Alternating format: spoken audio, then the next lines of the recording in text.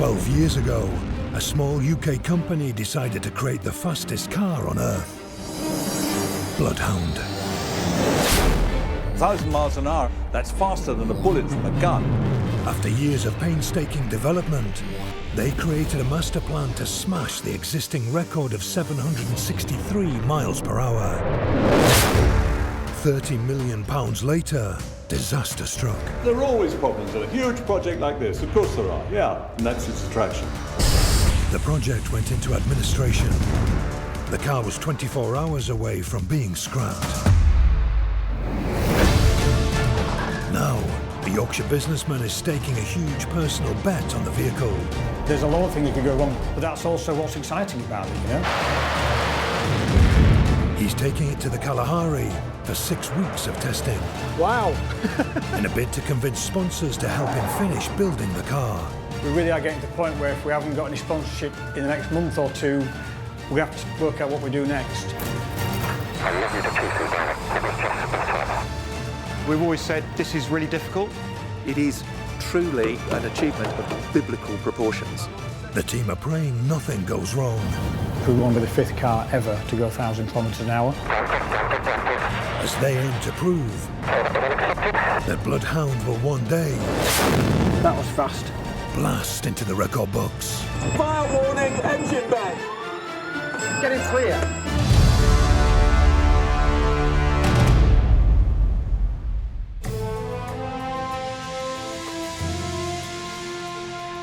After a 5,500-mile journey, a group of British engineers have descended on the High-Octane pan in the Kalahari Desert for a dress rehearsal of epic proportions.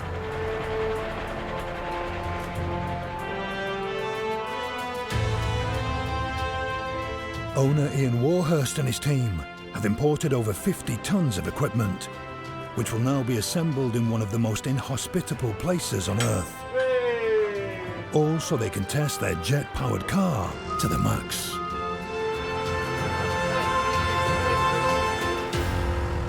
So it's been a real challenge to get everything here. The High-Octane pan is an amazing place, but it's amazing because it's in the middle of nowhere. The lathes and mills are in that one. All the benches, metal and Summers lifts are in this one. It's a dried out lake bed.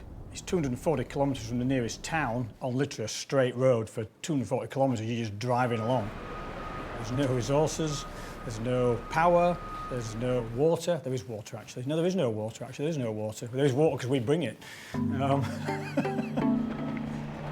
It's hot everywhere, absolutely everywhere. It's a bit sweaty, it's a bit hot, but jobs need doing. We're here with a massive crew, 31 people, and that covers everything from operational management of the track to the technicians who work on the car, for the guys who work in the workshops, to even a rescue cover. That'll do. It's good. This is what everyone's hopes are riding on. Bloodhound. To me? Yeah. I think I might need a cushion if I have to drive. The plan is to combine its Rolls-Royce aviation engine with a space rocket Keep coming. in an effort to smash the current supersonic world record with a speed that will never be beaten. 12 months ago, I sold my business, and here I am now at the High-Octane pan, planning to break the record. It's like a dream come true, really, I guess. I never thought I'd be the owner. That was never the plan. I still can't believe that I am, to be honest with you. So, yeah, it's incredible. This trip is make or break for the project. Having invested his own money, Ian is hoping to impress other potential investors enough to help him fund the final phase of development.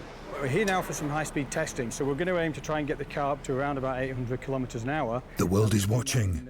Any major setbacks will threaten the future of this ambitious attempt for good.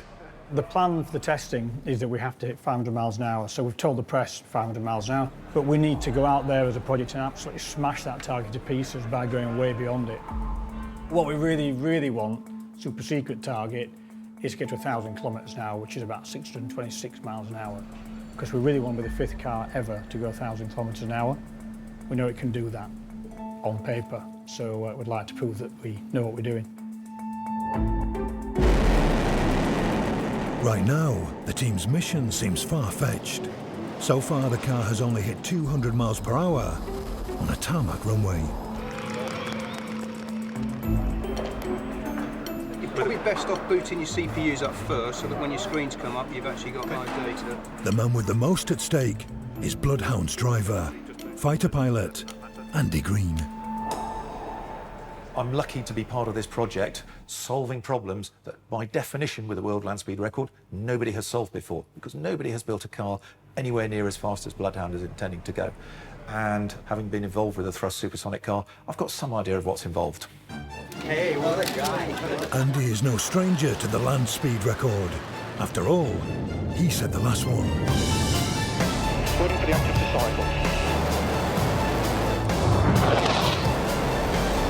In 1997, he drove the Thrust SSC at 763 miles per hour, becoming the first car to break the sound barrier. From Malcolm and his son Donald Campbell's exploits in the mid-20th century, another triumph for a British-built machine, to the jet-powered cars of the 60s and 70s, Andy is the 30th person to hold the record. An achievement put in grave perspective in 2019, when Jessie Coombs tragically lost her life attempting to enter the record books.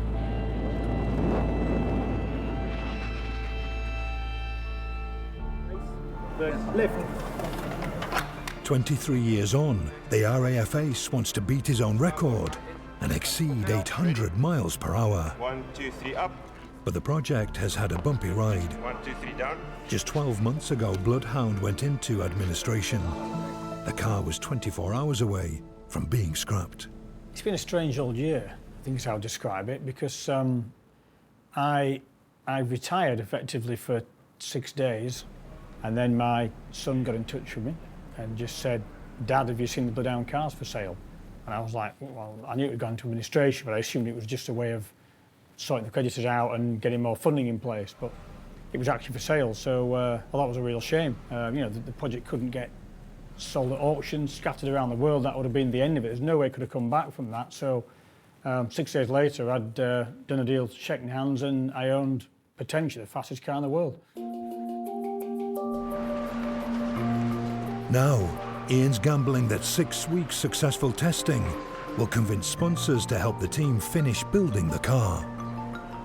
I think you've got to give Ian a huge amount of credit, because the bit he likes about this project is the engineering. He's here not for an investment, he's here because he loves the project.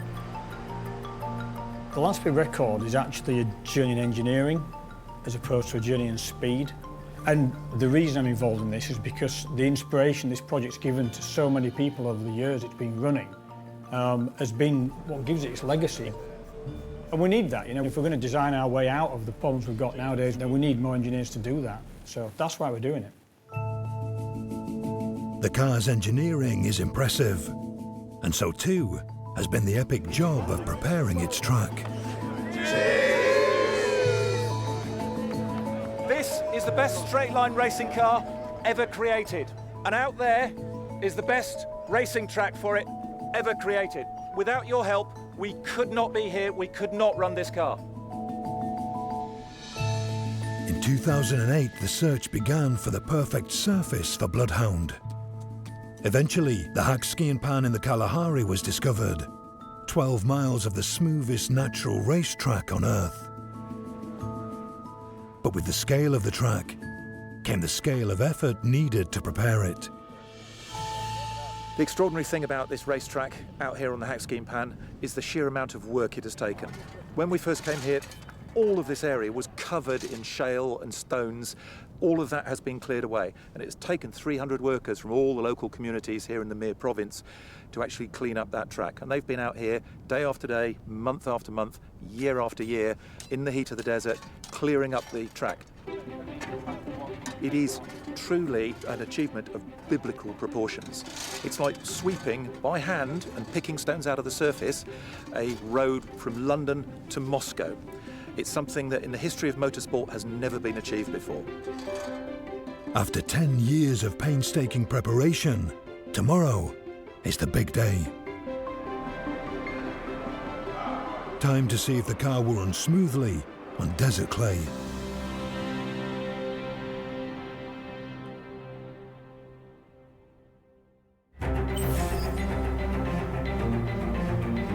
Midday, 25 degrees C in the shade, and the heat is about to rise.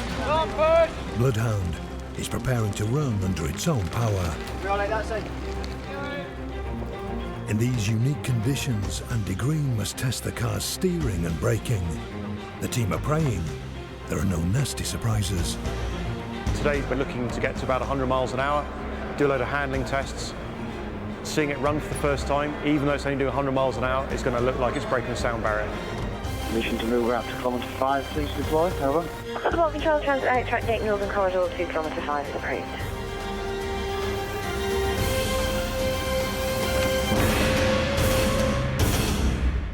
We're on the Hackskin Pan, looking to actually run the car down the desert under its own power. I still can't believe it, but we are here. We're going to test the car.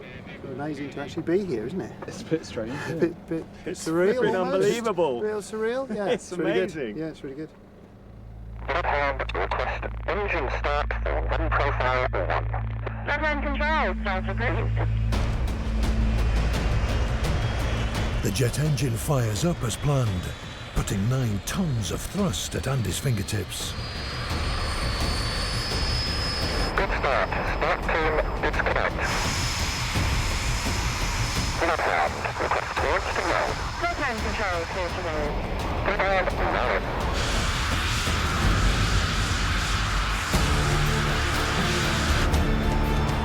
Good. Yeah! Get back to 4 as expected. Stick it up to 50. Hold the steering wheel. Clear up 85 miles an hour. And you'll need to choose this moment. It was just spot on. Absolutely awesome. A lot of effort to get this far. I'm sure there's lots of smiles all around today.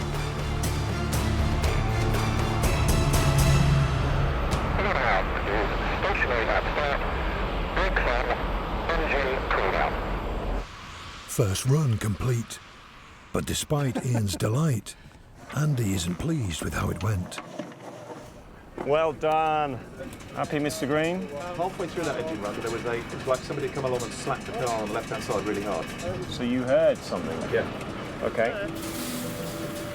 And he heard it. He said he felt on the left-hand side as someone slapped the side of the car. Like a coolant hose coming off. I guess so. Obviously, with the water leak that's going on now, we need to get it back into the workshop, work out what it is. You know, it could be anything. I keep saying there's going to be problems every day, and as soon as we know what they are, we can fix them, and then move on to the next one, and that's it.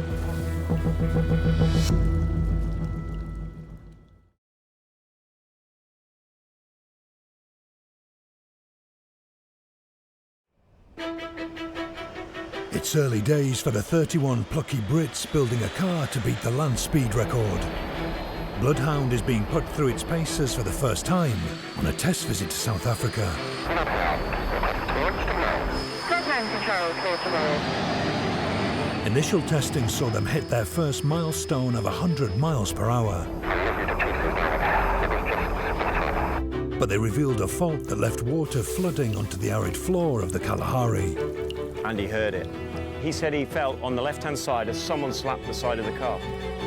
In their temporary technical base amongst the dunes of the Hackskin Pan, the team have sourced the problem. We've got a water leak. It looks like it's seen some pressure in that tank. And that tank shouldn't see pressure at all. So it's burst.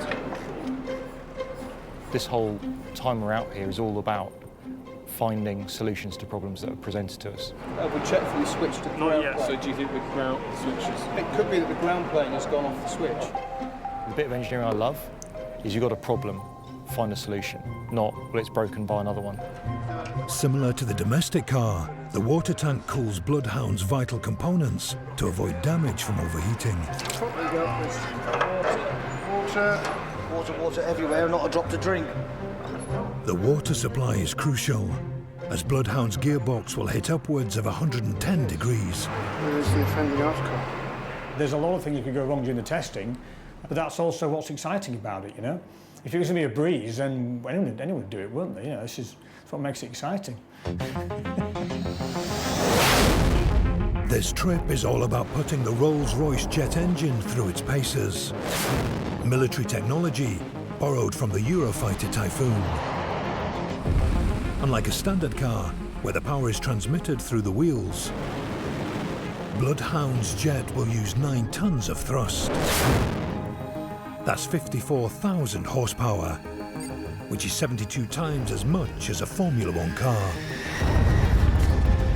But this will only get them to 600 miles per hour. To smash the 763 miles per hour record, they'll need another 6 tons of thrust, provided by a powerful rocket designed to propel satellites into orbit. Perfecting the jet engine and improving the car's aerodynamics will mark a huge step forward for Bloodhound. Nothing can go wrong. But back in the workshop, Thank you very much. space-age rocket technology is making way for more traditional skills. I'm going to grind that weld right the way out, give that a good hit, and re-weld it. And then we'll have to give it a little pressure test again to make sure that the weld we put on there doesn't leak.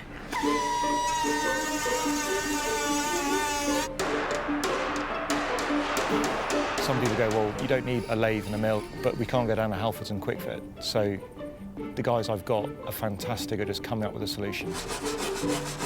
And sometimes the solution is to take a military-grade tank from a £25 million supersonic race car and dunk it in a makeshift paddling pool. That's nice, that's nice, that's nice. Which thankfully proves it's no longer leaking and testing can continue. That's good to go.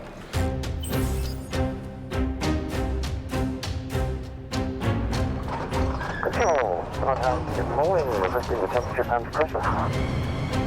Bloodhound Control, good morning. Temperature is +25 and pressure 921 millibars. The immense heat in the Kalahari Desert can create blustery and unpredictable winds that don't mix well with extreme speed. Control, Bloodhound, ready to go.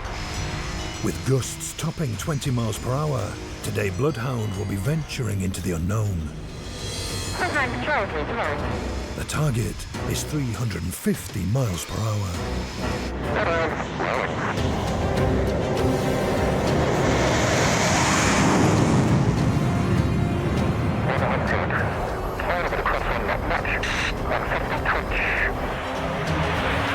As they approach 300 miles per hour, Andy Green battles with an alarming crosswind.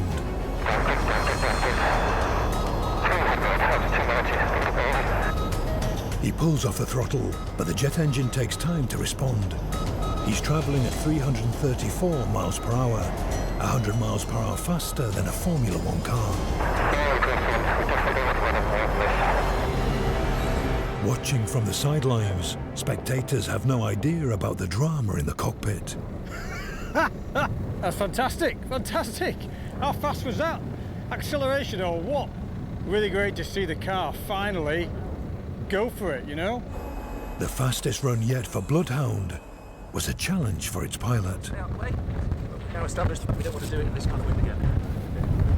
We are working in quite a gusty crosswind today, and it is on the crosswind limit. I don't want to drive in anything this windy or windier again, so we've actually learned something really useful about where we can and can't operate.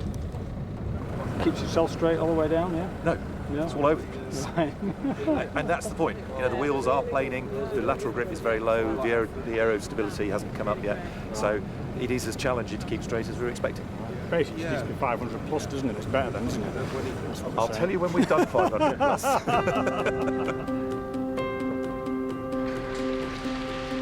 Andy's an incredible character in terms of driving. You know, I've learnt so much from seeing how he does it. He comes back from the run, goes straight to his computer, gets the videos, he watches his steering positions, goes back to the track, he looks at how his steering position made the different tracks, so he can work out whether he was oversteering, understeering. He's an incredible straight line driver. Apparently he's not good on corners, but it's great on straight lines. Topping 800 miles per hour using a jet and a rocket is ambitious. But once they're going that fast, stopping will be even tougher. The hack ski and pan is 12 miles long, giving them 6 miles to hit the record-breaking speed and 6 miles to come to a halt. If they get it wrong, they'll go crashing into the surrounding dunes. To slow down, first they employ drag. A combination of parachutes from the rear and clever air brakes will help the car stop at a force of 2.5 G. For the driver, the sensation is like going from 55 miles per hour to standstill in a single second. For most people, that would feel like a crash. Andy will pilot the vehicle under this stress for 20 seconds.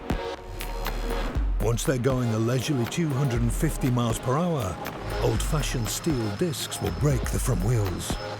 These combined technologies should help the car come to a final stop just 1 mile from the end of the track.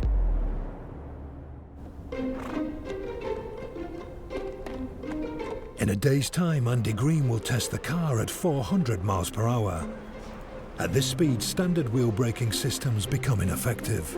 We're going to use the parachute system for the first time. We've had the parachutes installed and now we're just going to deploy the mechanism to make sure it's all working.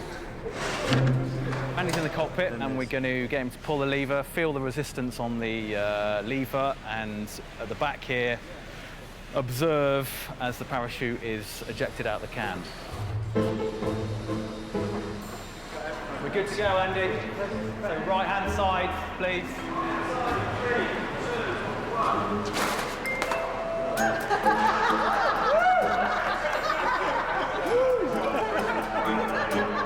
No, it's okay, it's okay. Everyone's laughing, but all that matters is what Andy Green thinks. That's all it needs to do. That will definitely catch 400 miles an hour of airflow going past and do some things with the parachute. And with a successful parachute deployment, the next test run can go ahead. Conditions on the Hack-Ski & Pan are ideal, and there is confidence amongst the Bloodhound team that they will hit their next target of 400 miles per hour and successfully deploy the parachute for the first time.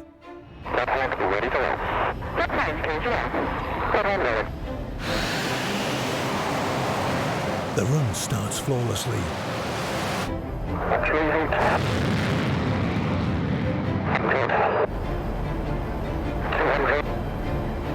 But without warning, 150 miles per hour short of its target, the jet engine suddenly shuts down.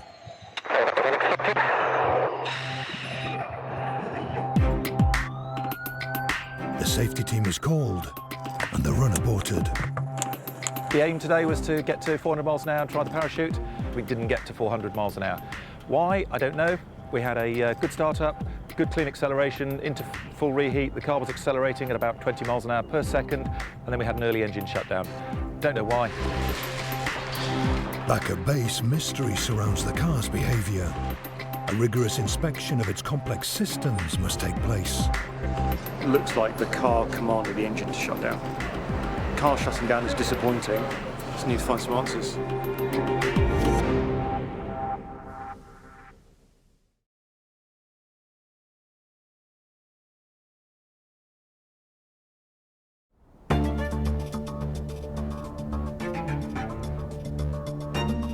November 2019, and the Bloodhound team are at the Hack-Ski & Pan in the Kalahari, South Africa, testing their prototype land speed record car.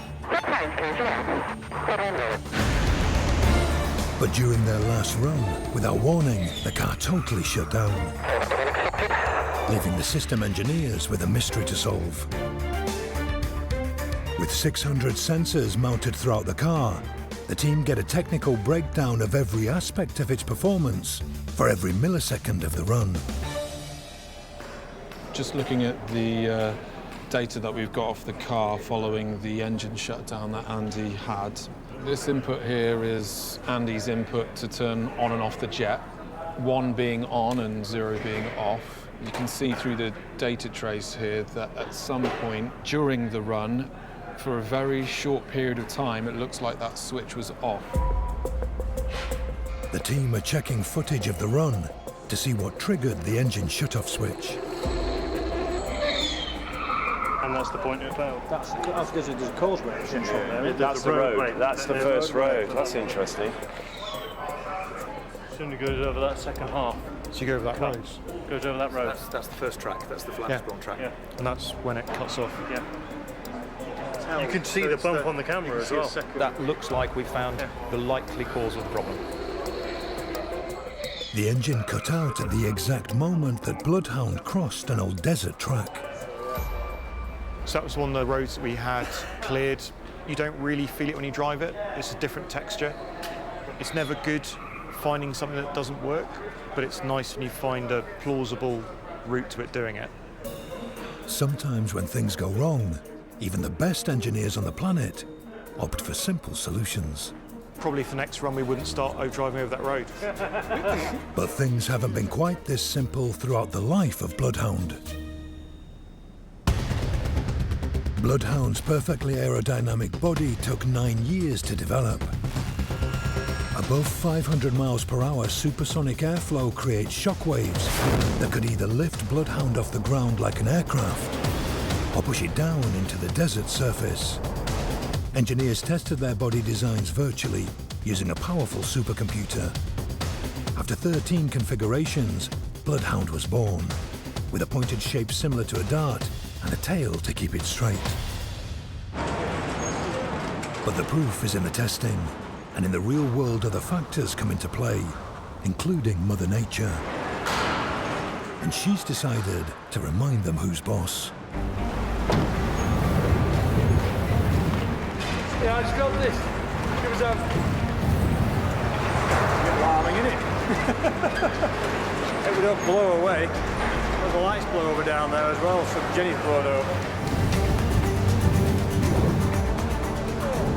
Sandstorm.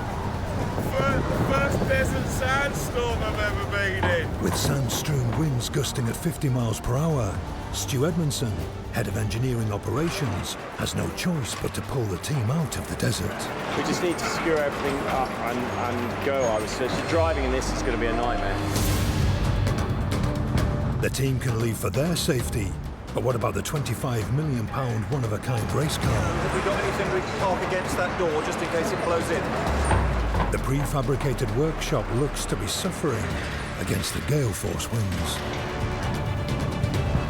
We're trying to secure the door. It's gone, you know what I mean? It's like ratchet strap and Wendy. It came out of nowhere. Within like seconds it was in.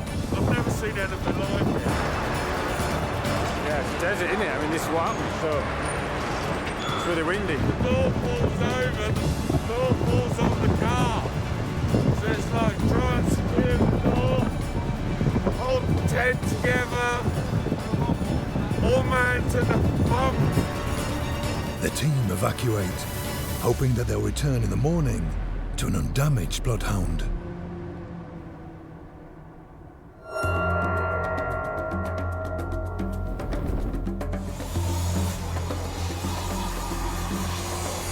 We've just arrived back at the tech camp, and fortunately there's no major damage. Everything that we secured, including the main door, was our main worry. It's all safe and sound.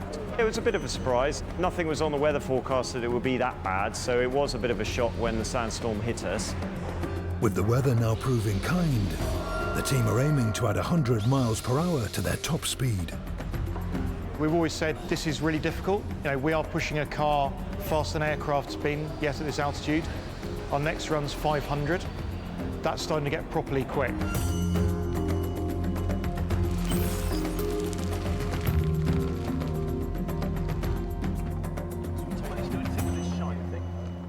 We're looking really good.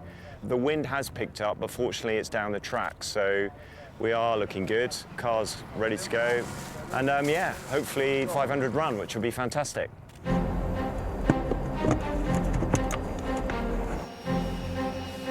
Control, Bloodhound is ready to roll. Bloodhound control, clear to roll. Bloodhound copied, Bloodhound rolling.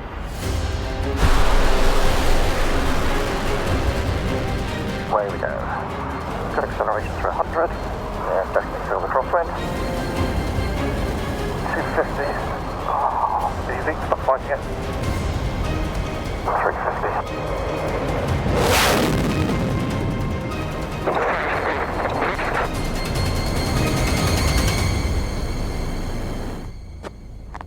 Wow. That's something else, isn't it? Goodness me.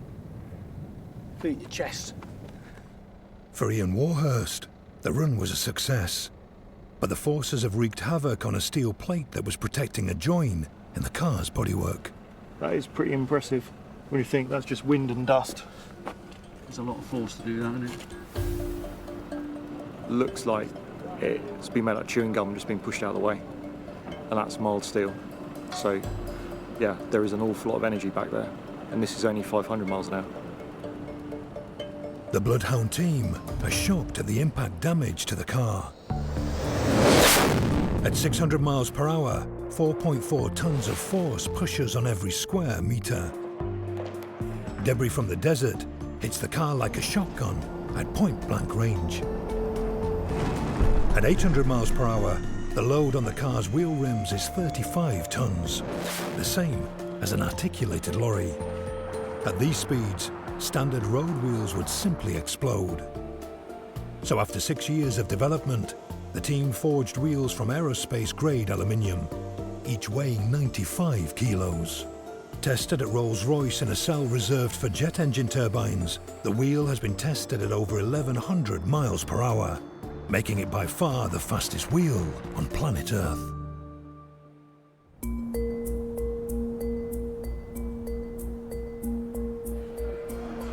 "24 hours after its first run at 500 miles per hour, Bloodhound is in the workshop for urgent repair.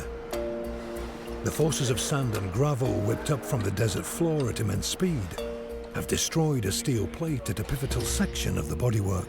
What is interesting is if you look, it's all to do with the change in airflow. The air's coming from the front wheel all the way down the side in a straight line.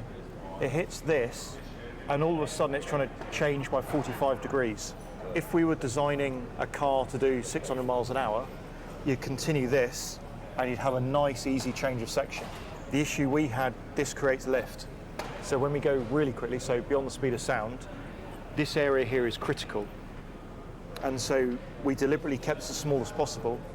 That means there's a sudden change here. So we just need to work out how to protect this from the impact of the debris that comes up. After a lifetime working in top-flight motorsport, even Mark Owen is shocked by the damage done by air and sand to the reinforced metal panel work. When you're trying to form these strips, it takes a lot of pressure on a machine to actually make these pieces. So the fact that the gravel and the sand from the desert can just destroy it is it's pretty impressive. Looks like it's been pummeled to death, hasn't it, by some unknown force. Well and truly bent. You'd have a job to bend that up right now. Yeah. If you try. Yeah, I'll give you the challenge. Yeah. Here's your new piece of metal. Copy that. What we're trying to do is to stop the sand and gravel peeling the edge off by adding more fixings and using a stiffer material.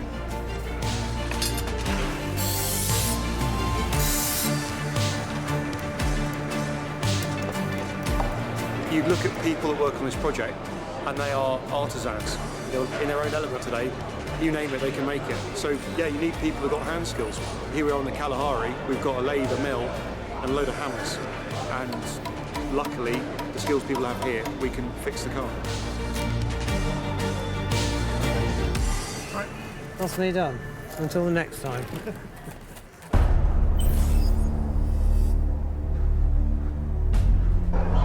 Before the engineering team of Bloodhound can move to greater speeds, they must prove the newly reinforced bodywork is up to the task.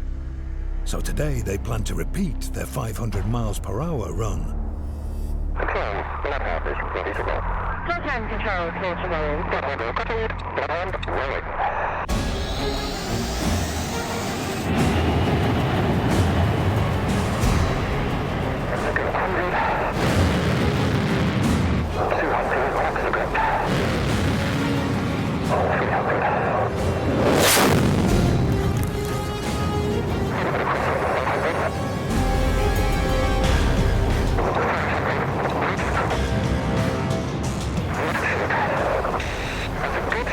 Much more than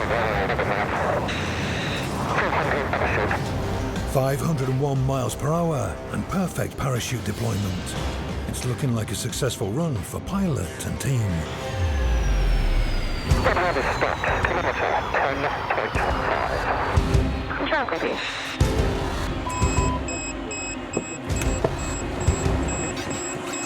Fire warning!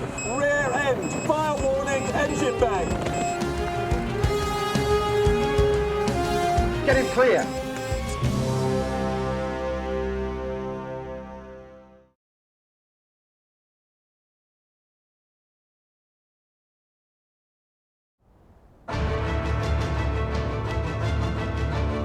Bloodhound. The British land speed record team are nearing their final test run in the Kalahari Desert. Their target, 1,000 kilometers per hour. Control. Bloodhound. Request stopped. Bloodhound control, start approved. Only a few cars have ever hit this legendary speed. And now that's in jeopardy.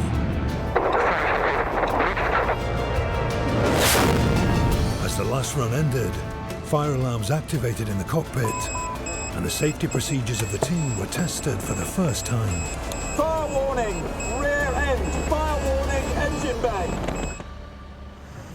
I haven't really spoke to Andy in detail because at the very end of the run, he had a fire caption in the engine bay.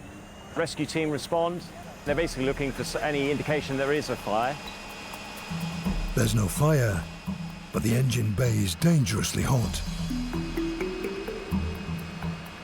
Feels like a frying egg on it. That's what it feels like. Because just there, it's absolutely baking. It's got very hot. Unsure why. We'll find out. When running a precision-engineered jet engine, overheating is the team's worst nightmare. If the engine and its components go into meltdown, the mission will be a failure.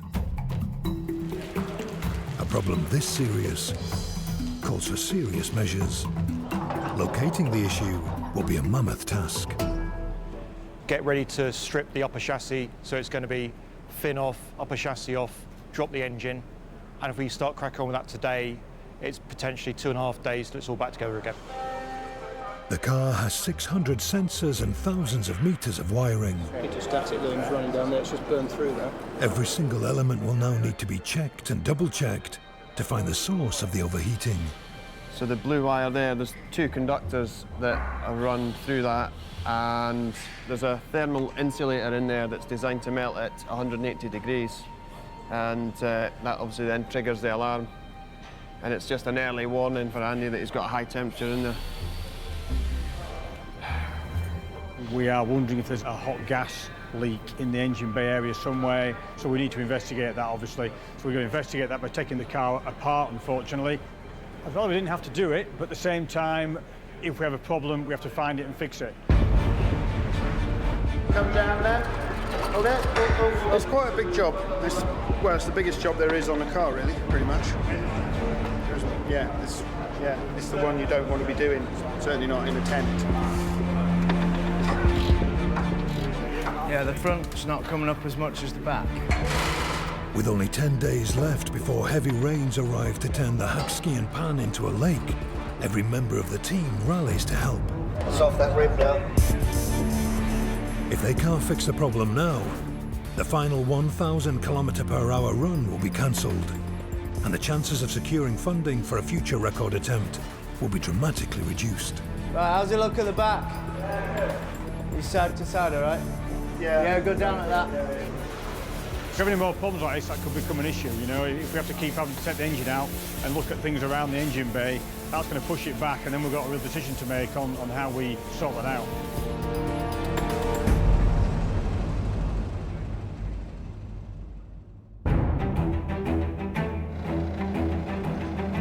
Happy to go down, everyone?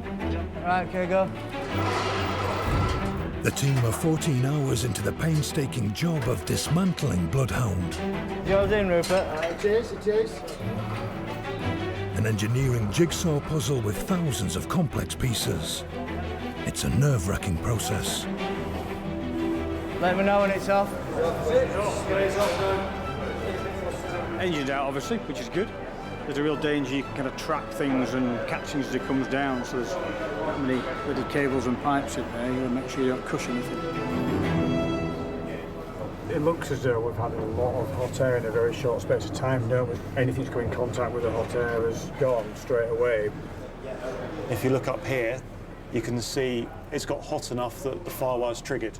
This stuff's designed to go off at about 150 degrees, something like that.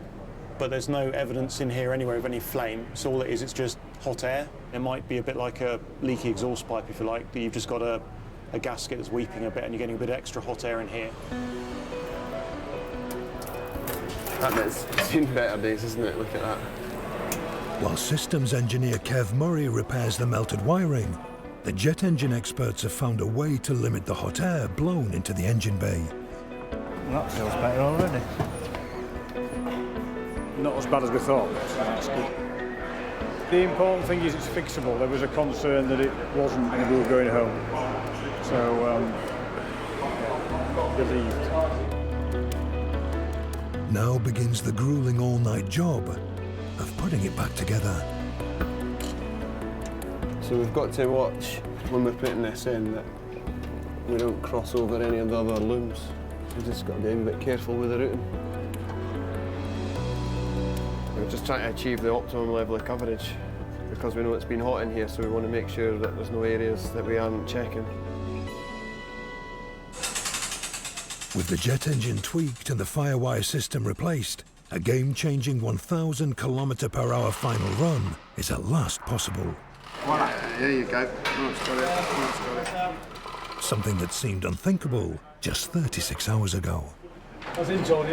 Yeah. Come down towards the blocks or on the blocks so then they can then get Putting the engine back on. Very, very carefully. I'm on the second hole up, actually. Right, Blackie, go down. There's that many wires, cables, pipes and all sorts under there. You have to kind of get it into position so it's near enough and then leave a bit of a gap with these spaces so that the guys can get their hands underneath and start catching things up. After a month in the Kalahari, the engineers are rebuilding the car in record time. So far, so good. To break the land speed record, the team will eventually return to the desert with the addition of a space rocket. Engine went back in really easily. It's now just doing up 1,001 bolts, which is the real nose in the whole thing. But now their sights are set on pushing their jet engine to its absolute max. A lightning-fast run will impress the world's media and attract the investment the team needs to return in 2022 and smash the record. Tomorrow, the team will finally attempt their secret mission to hit 1,000 km/h.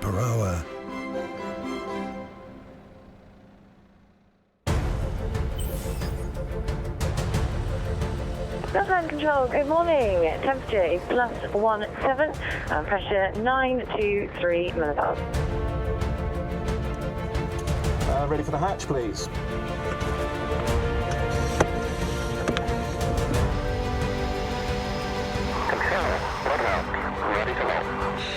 Control, clear to roll. Wind is southerly, 3 gusting 6 miles per hour.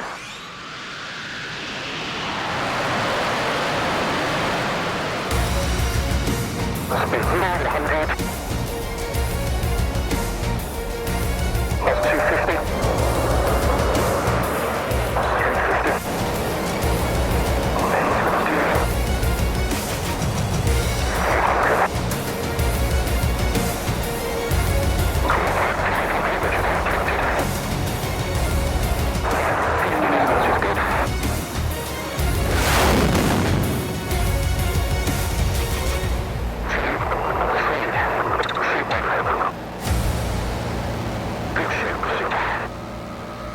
Bloody hell.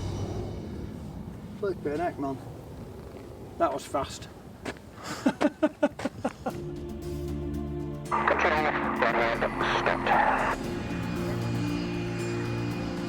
It's a nervous wait as official data from the car is cross-referenced with speed sensors at the side of the track. Ian and the team need the result to be over 623 miles per hour. the magic 1,000 km/h figure. 628. With an egg. Smashed it. Bit of a surprise. 628 miles per hour. Fantastic. Well, what's that in the kmh? 1010. 1,010 km/h. Whilst the speed wasn't official, the accurate GPS recorders have put Bloodhound's speed up there with the fastest cars of all time. And that's before they fit the rocket. Yeah, I'm feeling ecstatic with this, really, really great. The 1,000 kilometres was always in the back of our mind that we'd like to get to. It's about as fast as we thought we could go on the desert with the jet engine, with the distance that we had. And in the same way that I can't believe going from this point forwards now that we're not going to get sponsorship, having done that, you know, if the world doesn't want to sponsor this car, then there's something going crazy, I think. 15th of November, this was the day, was going to be the end of administration a year ago. And here we are 1 year from when we're going to be absolutely closed. Just done over 1,000 kilometres an hour. Jeez! The next phase is going to be incredible, because that was just something else. So to start from that and go at the next level, goodness me, I'm looking forward to it already.